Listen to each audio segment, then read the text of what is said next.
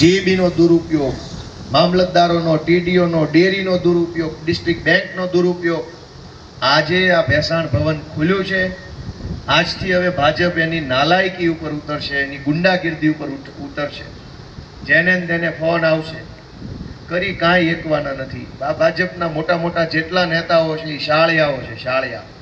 બહુ મરદના દીકરા હોય તો ભાજપ મૂકીને હામા પડે તો 2 મિનિટમાં બઠાનો પાડી દે કહેજો. આ તો પોલીસ વાહે હંતાને હાકલા મારવા વાળી ટોળકી છે. અમે ભાજપ જેવી મહાશક્તિશાળી સત્તાની સામે પડ્યા. તાકાત અમારી પાસે છે, જનતાની તાકાત અમારી પાસે છે, ભગવાને આપેલું બળ અમારી પાસે છે. અમારે પોલીસની પાછળ, ગુંડાઓ પાછળ, માથાભારે માણસો પાછળ છુપાવવું નથી પડતું. અમે તો લડીએ છીએ સામી છાતી અને એકલા લડીએ, સ્વબળથી, આત્મબળથી લડીએ.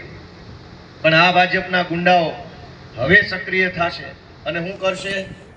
ગામના સરપંચને કે પંચાયતની બોડીને કે ગામના સામાજિક આગેવાનોને ફોન કરશે અને ફોન કરીને ખાલી આડકતરી રીતે ધમકાવવાની કોશિશ કરશે.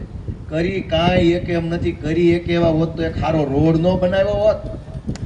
એક સારો રોડ નથી બનાવી એક તો એવા નમાલાઓ આપણને બીવડાવવા આવશે. આપણે વિચારવાનું, તારામાં બહુ પાણીવાળો માણા હોય તો બનાય રોડ. જ્યાં અહીં હું ફોન કરે છે, એક રોડ નહીં બનાવી શકે એવા નમાલા માણસો હવે ચૂંટણી આવી છે ફોન કરશે.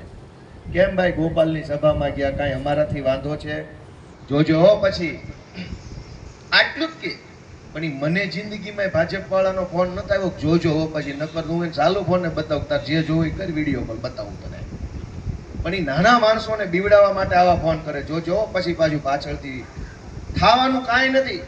મન મક્કમ કરી લ્યો, મુઠ્ઠી બાંધી લ્યો, મનમાં સંકલ્પ કરી લ્યો કે જે હશે ને જોયું જાહે. પણ આ વખતે વિસાવદર ભેસાણથી ક્રાંતિ કરીને રહેવાની છે. મિત્રો, આવા જ વિડીયો અને શોર્ટ્સ જોવા માટે આજે જ અમારી ન્યૂઝ રૂમ યુટ્યુબ ચેનલને સબસ્ક્રાઇબ કરો.